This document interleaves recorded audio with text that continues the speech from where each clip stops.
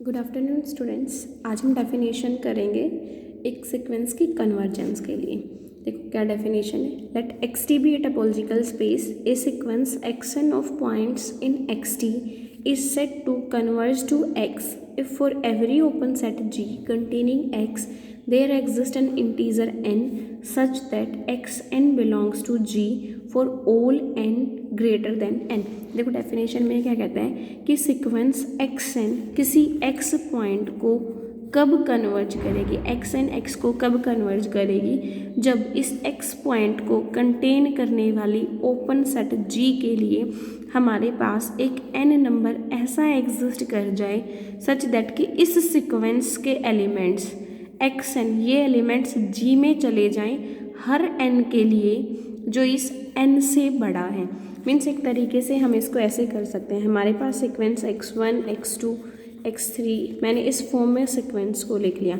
ये sequence x को कब कन्वर्ज करेगी, जब x को कंटेन करने वाली ओपन सेट के लिए n, अब वो n मैं यहाँ पे कंसिडर करके चलती हूँ 5 कि हर n greater than 5 for all n greater than 5 के लिए एक्स एन हमारे किस में चले जाएं, जी में। मीन्स x6 भी जी में हो, x7 भी जी में जाए, x8 भी, x9 x10 x11 and so on.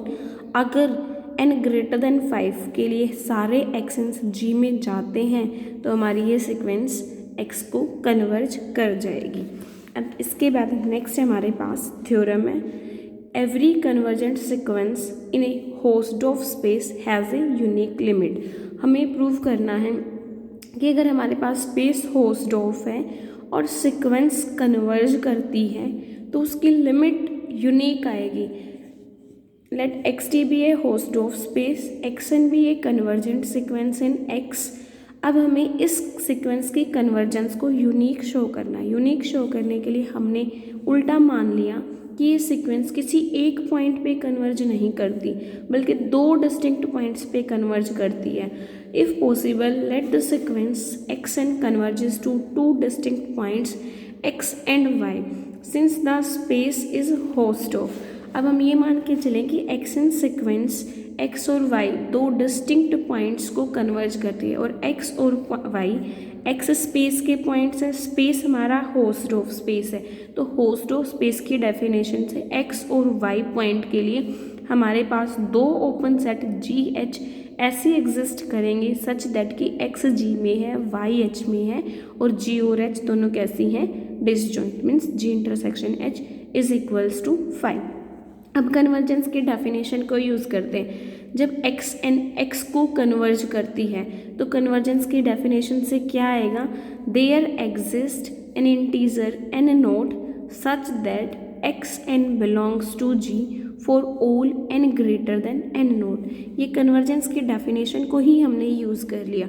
यहाँ पे इस एन नोट को कुछ देर के लिए हम नाम दे देते हैं 5 कि हमारा एन नोट जो है वो 5 है। ऐसे ही एक्स एन सीक्वेंस वाई को कन्वर्ज करती है। अगर एक्स एन सीक्वेंस वाई को कन्वर्ज करती है तो हमारे पास एक इंटीजर एम नोट ऐसा आएगा कि एक्स एन सारे उस ओपन सेट में चले जाएंगे जो वाई को कंटेन करता है for all N greater than M not. और मान लो एम नोट को हमने नाम दे दिया 6। दैट मीन्स यहाँ इन दोनों लाइन्स से ये हो गया कि एक्स एन जी में जाएगा हर एक एन के लिए जो एन नोट से बड़ा मीन्स 5 से बड़ा, और ऐसे ही एक्स एन एच में जाएगा हर एन के लिए जो 6 से बड़ा है। यहाँ तक का क्लियर, क्योंकि देखो एक्स एन एक्स को कन्वर्ज करती थी और एक्स को कंटेन करने वाली ओपन सेट जी थी, एक्स एन वाई को कन्वर्ज करती थी और वाई को कंटेन करने वाली ओपन सेट हमारी एच थी।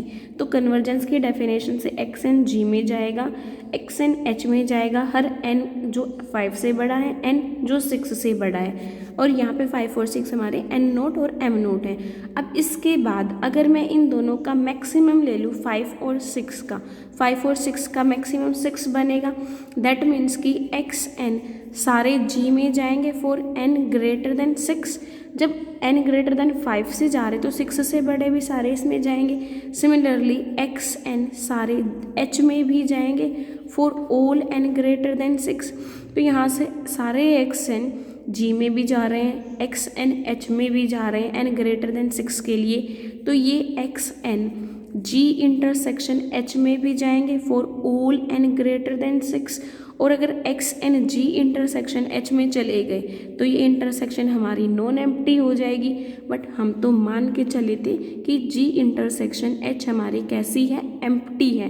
दैट मीन्स हमने जो यहाँ पे अज्यूम किया था कि हमारी सीक्वेंस दो डिस्टिंक्ट पॉइंट्स को कन्वर्ज करेगी, वो गलत है। मीन्स हमारी सीक्वेंस एक यूनिक पॉइंट को कन्वर्ज करेगी। अब एक बार इसमें देख लो, हमने एन नोट कंसिडर किया, एम नोट। नेक्स्ट स्टेप में हम इसका मैक्सिमम ले लेंगे। Let m be any integer larger than both n naught and m naught, then xm must be in both g and h। तो ये xm g में भी जाएगा और h में भी जाएगा, but this contradicts the fact that g intersection h is phi, क्योंकि g intersection h तो हम phi लेके चले थे और यहाँ पे हम कह रहे हैं कि ये xm जी इंटरसेक्शन एच में जाएगा। दैट मीन्स हमारी सपोजिशन गलत है, सपोजिशन गलत थी तो सीक्वेंस के पास एक ही लिमिट पॉइंट आएगा। नेक्स्ट रिमार्क है कि it follows from the definition that every T2 space is a T1 space but converse is not true. Her T2 space T1 space है बट इसका कन्वर्स ट्रू नहीं है। ये नेक्स्ट एग्जाम्पल आप लोगों को खुद पढ़ना, सिंपल ही है। नेक्स्ट अब थ्योरम देखो, if xn is a sequence of distinct points of a set E of a topological space xt which converges to a point x, then x is a limit point of E। ये कहता है xn अगर हमारे पास E के distinct points की एक sequence है और ये xn अगर x को कन्वर्ज करती है तो हमें इसके अंदर शो करना है कि x limit point of E आ जाए। Let G be an open set containing x, हमने इस एक्स पॉइंट को कंटेन करने वाली एक ओपन सेट जी कंसिडर कर ली और हमें ये गिवन था कि एक्स एन सीक्वेंस इस एक्स पॉइंट को कन्वर्ज करती है। Since x N converges to x, so by definition of convergence there exist N integer m such that x N belongs to G for all N greater than m. ये convergence की definition को use किया। अब देखो ये x N जो थे sequence के एलिमेंट्स कैसे थे, सारे डिस्टिंक्ट पॉइंट्स थे, तो इसने यही लिखा since X Ns are distinct so at most one of them is equal to X. अब ये सीक्वेंस एक्स एन किसी एक्स पॉइंट को कन्वर्ज करती है और ये सारे एक्स एन डिस्टिंक्ट है, तो ये एक्स पॉइंट इन एक्स एन्स में से ही कोई एक पॉइंट होगा।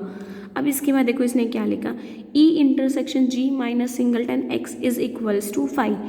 एक्स पॉइंट को कंटेन करने वाली ओपन सेट ये, अब इस ओपन सेट के कुछ पॉइंट्स को छोड़ के, सॉरी एक्स पॉइंट को कंटेन करने वाली ओपन सेट जी, और अब ये जी ओपन सेट इस सीक्वेंस के कुछ पॉइंट्स को छोड़ के बाकी सारे पॉइंट्स इस जी सेट के अंदर जा रहे हैं और ये सारे पॉइंट्स थे किसके, सेट ई के थे।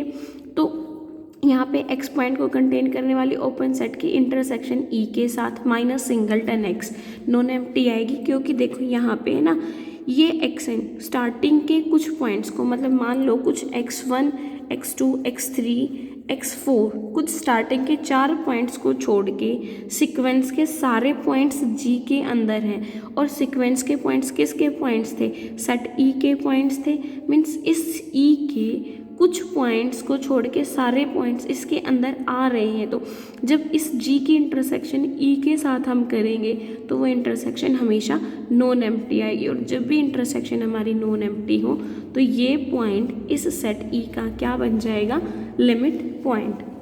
नेक्स्ट रिमार्क हमारे पास है, if x n is a sequence of distinct points of a close subset E of a topological space X T.